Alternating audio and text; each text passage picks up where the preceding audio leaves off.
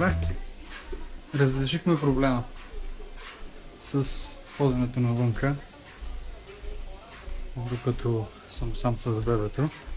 И не само.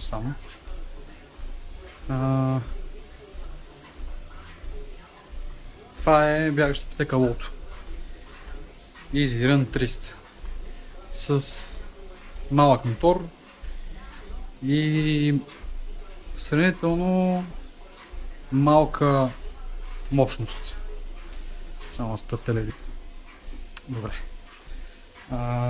Тази сравнително малка мощност, мисля, че беше 1,5 конски сили, което означава, че до 10 км в час е максималната мощност, която може да бягаш, максималната скорост.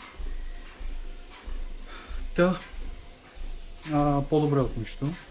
Даже смятам, че е страхотно, защото това не е по принцип пътека само за ходене, ами и за бягане. Колкото и бавно да е, за мен 10 км в час са перфектни. Така че разреших си проблема. В момента е на доста сериозна отстъпка. Си я взех от спорт депо. Буквално преди малко дойде. Видяхте как се сглобява. Колкото и да съм олигофрен, буквално я сглобих за 10 минути. Няма и толкова. И то не защото има нещо сложно. Единственото, може би, с което съм така леко разочарован, е, че по принцип това е сгъваема пътека. Тоест тя се прибира, рамото и ето това нещо пада надолу. Само че за да падне надолу не е необходимо отново да разгубя. Което така не е нещо, което очаквах. Не успях да намеря видеа, всъщност едно единствено видео намерих в интернет като ревю.